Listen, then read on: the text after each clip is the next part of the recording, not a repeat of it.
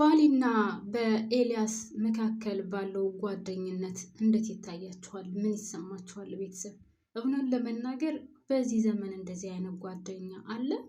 አገሩን ለቆ እሱን ብሎ መጥቶ እንደዚህ እሱ ቁጭ ባለበት ቦታ ሁሉ ብቻውን ከርቀት እየተመለከተው ሲያመው ደህና ሲሆን ወይም ደግሞ ጤነኛ ሲሆን አጠገቡ ቁጭ ብሎ ማንም የረሳውን እንዳያስታውሰው ወይም ደግሞ ወደኋላ መለስ ብሎ የነበረውን እንዳያስታውሱት እያደረገ ለብቻው ኩሽሽ ብሎ ተቀምጦ ምናምን እኔ እንጃ። በስመ አብ የጓደኝነትን ጥግን ያየሁበት።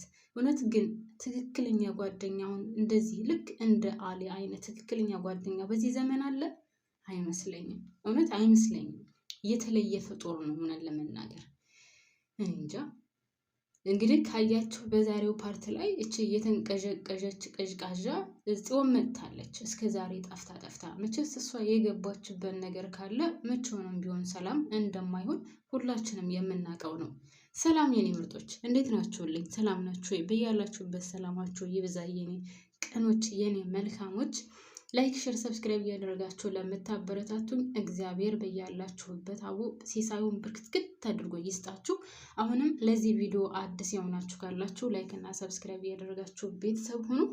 ነባር ቤተሰቦች ደግሞ ቪዲዮ ሲደርሳችሁ ፕሌስ በላይክ ጀምሩት። ኧረ ተው ቤተሰቦች፣ የምወዳችሁ የማከብራችሁ የኔ ቀኖች ላይክ አድርጉልኝ። ምን አለበት?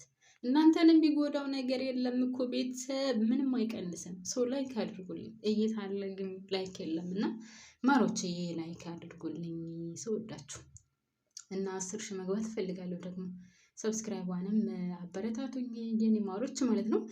እና ወደ ድራማው ስመለስ እንግዲህ እች ተንከሲስ የሆነች ዛሬ መታለች። መቼም እሷ ስመጣ በነገር መበጥበጥ እንጂ ሌላ አዲስ ነገር አይታይም። ወይም ደግሞ እንዳለ ድራማውንም ምስ ነው የምታደርገው። እና እንግዲህ በዛሬው ዕለት ከቻሳ ብላለች። ያው የተለመደውን ከዛም ከዚህም ነገር ወደዛ ወደዚህ ማድረጉንም ይዘዋለች፣ ተያይዘዋለች። በሌላ በኩል ወይዘሮ ሜላት እያደረገች ያለችው ነገር ደግሞ ጭንቅላትን የሚያስት ነው። ወይኔ ሜላት፣ ወይኔ ሜላት፣ ይሄ ነገሯ ግን የት ነው የሚያደርሳት? ግን ቤተሰብ እንደ አቶ መስፍን ትዕግስተኛ ሰው አለ? እንደ አቶ መስፍን ትዕግስት የሞላበት? ኧረ በስመ አብ ወወልድ ወመንፈስ ቅዱስ። ወንዱን ልጅ ሴቷ እንደዛ አንገቱን አንቃ ከቤት ይወጣልኝ። ዋይ ሼም፣ ጌታን ሼም። ታውቃላችሁ ግን ወንድ አይደለም እሱ። ለምን አትሉኝም? ዝቅ ስላለላት ነው እንደዚህ ያደረገችው። አንዳንድ ጊዜ ማድረግ የምንችለውን ወይም መናገር በምንችልበት ቦታ እውነት መናገር እና መቆጣት ባለብን ቦታ ግዴታ መቆጣት እንዳለብን ነው እዚህ ድራማ ላይ የሚያሳየው። አቶ መስፍን ምንም ቢፈጠር ለቤቱ ዝም ነው የሚለው። ሜላት ምንም ታደርግ የምትፈልገውን ስራ የምትሰራው ራሷ ብቻ ባሰበችው መንገድ ወይም ራሷ በማድረግ ባለባት መንገድ ብቻ ነው። መስፍን እንደዚህ ነው ብላ እንኳን አታማክረውም። እና በጣም ነው የገረመኝ በተለይ ዛሬ ያደረገችው ነገር። ግን እውነትን ነው በትክክለኛ ህይወት ሴት ልጅ እንደዚህ ወንድ ልጅ ታደርጋለች? እንደዚህ እሱ ዝም ይላታል ምናምን? ያረ እግዚአብሔርን በጣም ነው የሚደብረው። ጌታን በጣም ነው የሚደብረው። በጣም ነው የሚያስጠላው። ልክ እንደ ውሻ እንደዛ ከፍ ዝቅ አድርጋ ስትናገረው አንገቱን ይዛ ጎትታ ለማስወጣት ስትሞክር ምናምን አይደብርም? በዛ ላይ ኢየሱስ ቤቱ አይደል ወይ? የእሷ ብቻ ማን የሰጣት? ማነው ለእሷ ብቻ የሰጣት? በጣም ነው የገረመኝ ወይዘሮ ሄለን ያደረገችው ነገር። ግን በሷም ደግሞ አይፈረድም። ምክንያቱም ያደረገው ነገር የገጠመውን ነገር መረዳት ነበረባት። አዎ መረዳት ነበረባት። አንድን ነገር ካልሰማነው ካላዳመጥነው ከዛው ያ ሰውዬ ምን አለው ምን አስቧል የሚለውን ካላወቅን ያው ፊት ለፊት ባየነው ነገር ብቻ ማመን እንደሌለብን ያየሁትኝ። ሲቀጥል አቶ መስፍን እንግዲህ ያው ተጠምዶለት ነው አጥምደውለት ነው እንደዛ ያደረጉት። እናም ያን ወጥመድ ደግሞ በደንብ አድርገው ነው የሰሩበት ማለት ነው።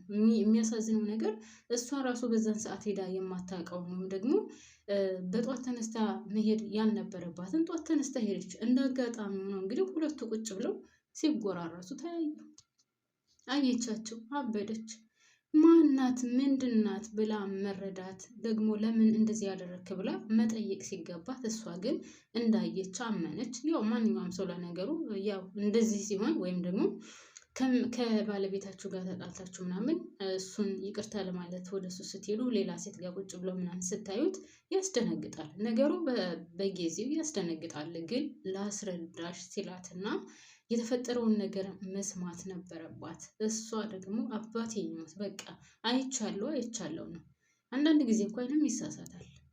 ማዳመጥ ነበረባት። ልታዳምጥ አልፈለገችም። አቶ ቃላብ ደግሞ በደንብ አድርጎ ተሳክቶለታል። በደንብ አድርጎ ተሳክቶለታል። እና ግን ይሄ ሰውዬ ማለት ነው ቤተሰብ ከመጠጥ ውጭ ሌላ ያቅም እንደ ይጋተዋል። ይሄን ቢራ በኢየሱስ ደግሞ እኮ ከሰው ጋር አይጠጣም፣ ብቻውን ነው የሚጋተው። ሁዳም ሲያስጠላ።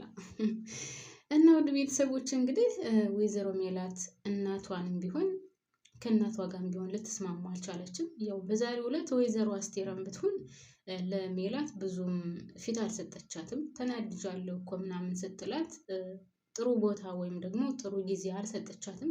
ምንም ነገር እንዳልተሰማት ነው ያደረገችው። ግን ወይዘሮ አስቴር እንደዛ ያደረገችበት ምክንያት ተናዳ የሆነችውን ነገር ትነግረኛለች ብላ አስባ ነበር። ነገር ግን ወይዘሮ ሜላት የምትናገር አይደለችም። ኧረ ደረቅ ናት። ጌታ ምስክሬ፣ ሰው ከእናቱ ጋር እንደዚህ ይፋጠጣል? እንደናንተ ከእናቷ ጋርም ተፋጣ፣ ከባሏ ጋርም ተፋጣ። እኔ ያልኩት ብቻ ይሁን።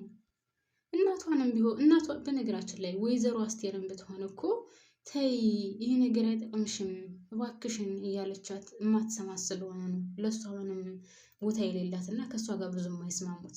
እንግዲህ መስፍንን ትወደዋለች። ሁላችንም እንደምናውቀው ከመስፍን ጋር ያለ ግንኙነት የተለየ ነው። እንደውም መስፍን ልጇ እስከሚመስል ድረስ ነው። አማትና ምራት ነው የሚመሳሰሉት ወይዘሮ ሜላትና ወይዘሮ አስቴር። እና ደግሞ ሰላም እየጠፍታለች። ቤተሰብ ሰላም ብትኖር እስካሁን ድረስ ድራማ ወደ መቅመቅ ብሎ ምናምን በጣም ያምርበት ነበር። እና ሰላምዬን አምጡልን። ምን አስባችሁ ነው? ሰላምዬን እንፈልጋታለን ቤተሰብ። እሷ ስትኖር በቃ ሁሉም ነገር ፍጥጥጥ ነው የሚለው። አሁን እሷ ብትኖር ኑሮ አቶ መስፍን ራሱ ከዚች ልጅ ጋር ወይም ከሌላ ሴት ጋር ታየ የሚለውን እሷ ብትኖር ኑሮ ለሁለቱም ትነግራቸው ነበር። ሀና እንግዲህ ወይዘሮ ሜላትን ማናግራለች። አባቴ በጭራሽ ይህንን ነገር አያደርግም፣ ተይ ተረጋጊ ነው ያለቻት።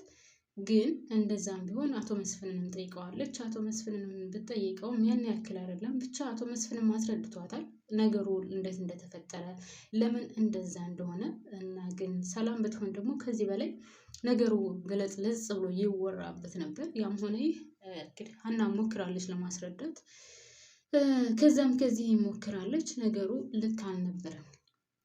ግን አቶ መስፍን አሁንም ቢሆን በድጋሚ ወደዛ ቤት ተመልሶ እንዳይመጣ አድርጋ ነው እንደ ውሻ ያባረረችው። እና እኔ በበኩሌ በጣም ነው ያዘንኩት። ምንም ቢሆን የልጆቿ አባት ነው። እሷ እንኳን ባትፈልገው ለሱ እኔ ሳስበው ምንም አይነት ስሜት ያላት አይመስለኝም ለአቶ መስፍን።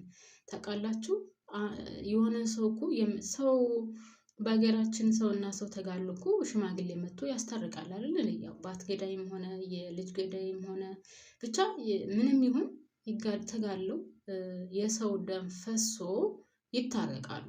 የእሷ ደግሞ እናትዬ ከሰማይ የወረደች እስከምትመስል ድረስ ነው ራሷን የምትቆልለው። እና ወይዘሮ ሜላት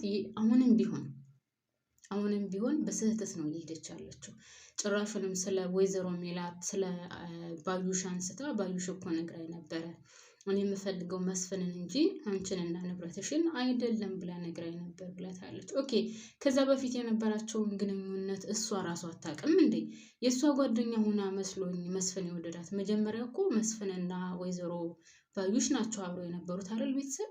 ስለዚህ ከእነሱ መካከል ገብታ መሰለኝ አቶ መስፍንን የወሰደችው ወይም ደግሞ እሱ ባዩሽን ትቶ ወደ እሷ የመጣው። እና አሁን ምን እንደዚህ ያደርጋታል? ባዩሽ እኮ ነግራኝ ነበረ እኔ አንቺን አልፈልግሽም የምፈልገው መስፍንን ነው ብላኝ ነበር። እኔ አላመንኩም እንጂ እኔ ላምን አልቻልኩም እንጂ እያለች ትቀደዳለች። ሆነች ቀዳዳ። እና ውድ ቤተሰቦቼ እናንተ እንዴት አያችሁት? እኔ ከምንም በላይ የተመቸኝ ከዚህ ድራማ ላይ በፊት ሀና ነበረች። አሁን እንኳን ሀና አልቆባታል፣ አስጠልታለች ከሚገባው በላይ። አሊ በኢየሱስ እንጃ እውነት በጣም አንጀቴን የበላኝ። በቃ አሞት እያለ የተደረገውን ነገር ሲሻለው መለስ ሲልለት እንዳያስታውስ ወይም ደግሞ እንዳያስታውሱት የሚያደርገውን ጥረት ስታዩት አጠገቡ ቁጭ ብሎ እንደዛ ኩርምት ብሎ ስታዩት ምን እንጃ በጣም ነው የሚያሳዝነው። እና እውነት የጓደኝነትን ጥግ ነው ያየሁበት። እና እናንተስ እንደታያችሁት አሌን እስኪ ሀሳባችሁን ቁጭ አድርጉልኝ።